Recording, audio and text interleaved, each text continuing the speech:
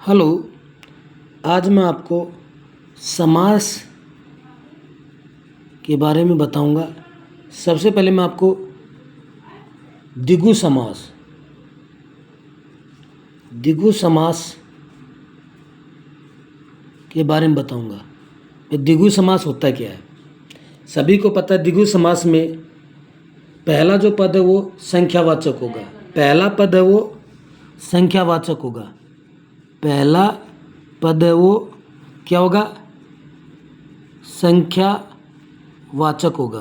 पहला पद वो संख्यावाचक होगा। जैसे आपका चौराहा। और आप ये मत देखना, पहला पद क्या है? संख्यावाचक होगा। चौराहा तो आपका, और जो पीछे का जो होगा वो समूह बनेगा है। पहला पद संख्यावाचक होगा और पीछे का जो वो वाक्य है वो आपका एक समूह बनाएगा। संख्यावाचक होना चाहिए और समूह होना चाहिए, तब आपका वो क्या है? द्विगु समास होगा। चौराहा तो क्या आता है? चार राहों का समूह। चार राहों का समूह। पहला पद क्या हो गया? चार। पहला पद क्या हो गया? चार। ये क्या है? संख्यावाचक। और ये आपका समूह बना दिया भाई, चार राहों का समूह। चार राहों का समूह। सत सई। सची पे 700। सात सत सही क्या था? 700 दोहों का समूह। दोहों का समूह। ये तो पहला पद क्या है? 700 जो संख्यावाचक है, पीछे आपको एक समूह बन गया। इस तरह शताब्दी, त्रिभुज,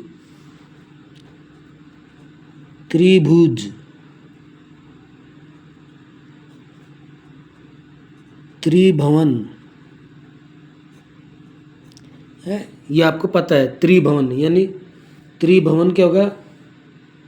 तीन भवनों का समूह या तीन भवनों का समाहार। चवन्नी, एक ये वर्ड भी आ जाता, चवन्नी। चवन्नी क्या होता है? चार आनों का समूह। चवन्नी क्या होता है? चार आनों का समूह। पंजाब। पंजाब भी आपका द्विगु समास है। पंजाब भी आपका द्विगु समास है। जो पांच आबों का समूह, यानी आब क्या होते हैं? नदियाँ। नवरात्र, त्रिफला, त्रिवेणी, नवग्रह, पंचतत्व, पंचवटी, पंचनद, ये सब क्या है? इनमें पहला पद संख्यावाचक है। अब एक दूसरा आपको मैं समास के बारे में बता, द्वंद्व, कि इन दोनों में भी आपको अंतर रखना है।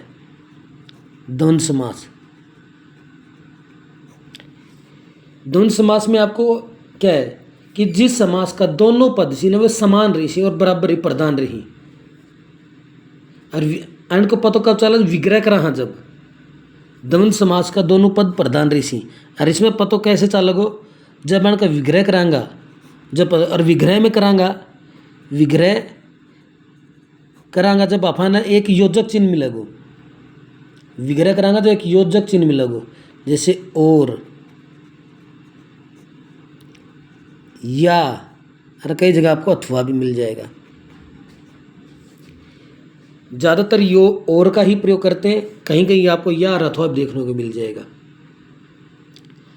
जब आप इनको विग्रह करेंगे तब आपको पता चल जाएगा।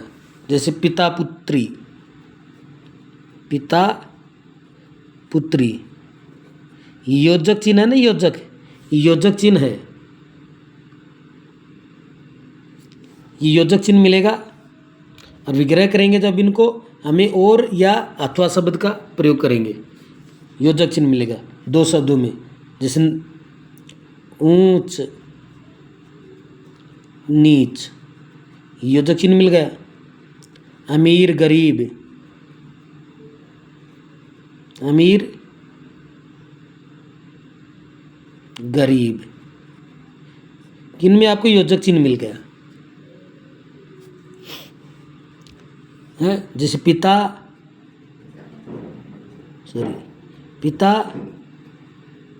और पुत्री। इस तरह आप ऊंच और नीच, अमीर और गरीब। एक इसमें शब्द आता है, जैसे आपको बता दूं 55, 55, यहाँ मैंने 55 लिखा है। इसमें आप बताएंगे आप कौन सा समास है।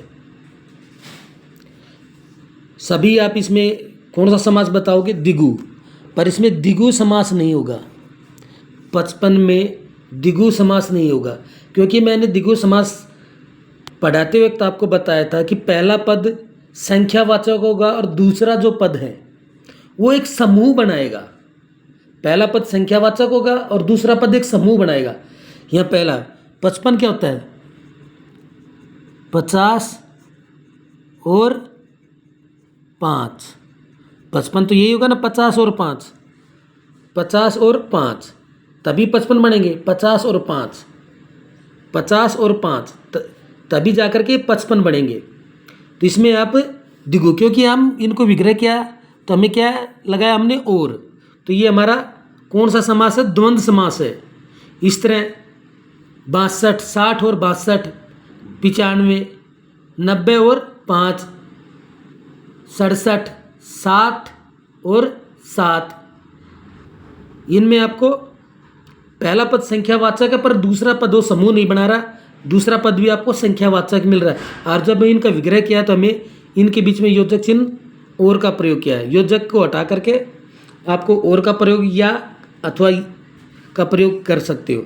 जैसे आप 44, 40 और आ गया, और किस में लगता है, द्वंद्व में।